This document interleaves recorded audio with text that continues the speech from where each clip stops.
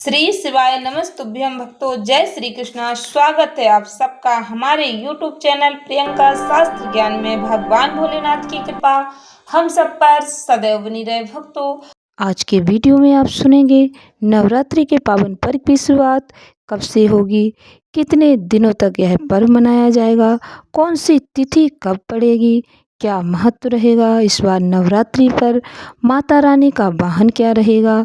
माता रानी के 9 दिन भक्तों के लिए परम पावन होते हैं। माँ दुर्गा अपने भक्तों की सभी परेशानियां हर लेती हैं।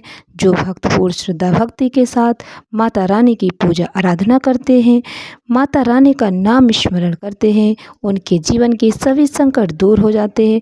शारदीय नवरात्रि में कितने दिन व्रत रखना होगा, आप पूरा वीडियो ध्यान से श्रवण करें।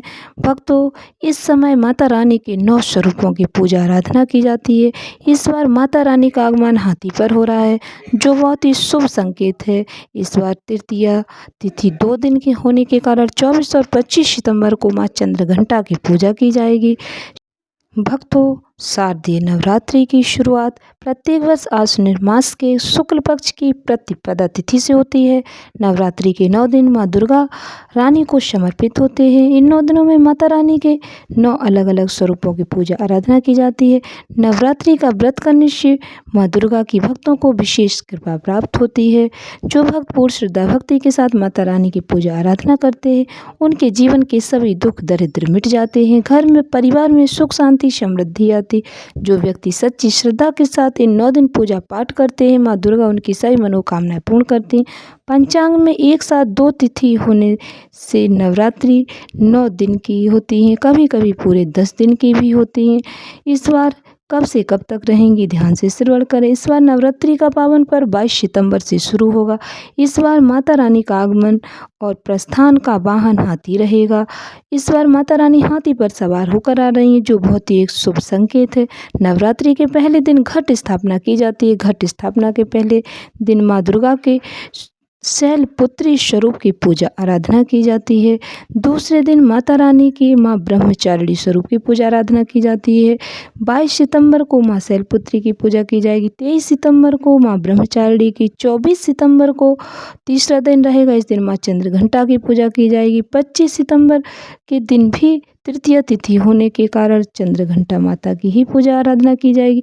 26 सितंबर को चौथा दिन रहेगा, माँ कुष्मांडा की पूजा की जाएगी। 27 सितंबर को 5वां दिन माँ स्कंद माता को यह दिन समर्पित होता है। 28 सितंबर को 6वां दिन माँ कात्यायनी को समर्पित होता है, इस दिन माँ कात्यायनी की पूजा आराधना की जाएगी।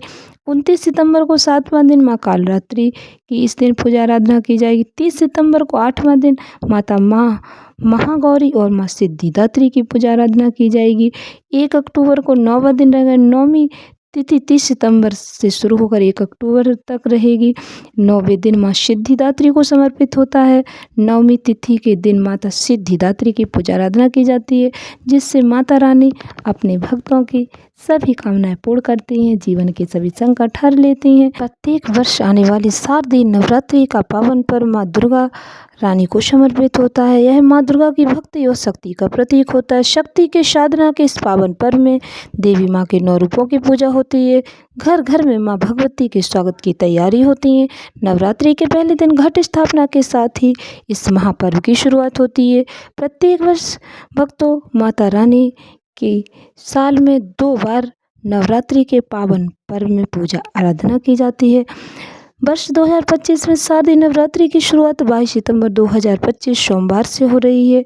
नवरात्रि के 9 दिनों की देवी साधना शुरू करने के लिए कब और कैसे घट स्थापना करें, ताकि पूरे वर्ष माँ देवी दुर्गा की कृपा हम सब पर सदैव बनी रहे। भक्तों, पंचांग के अनुसार शुक्ल पक्ष की प्रतिपदा तिथि 22 सितंबर की रात 1:30 से शुरू होगी, जो 23 सितंबर की रात 2:55 तक रहेगी।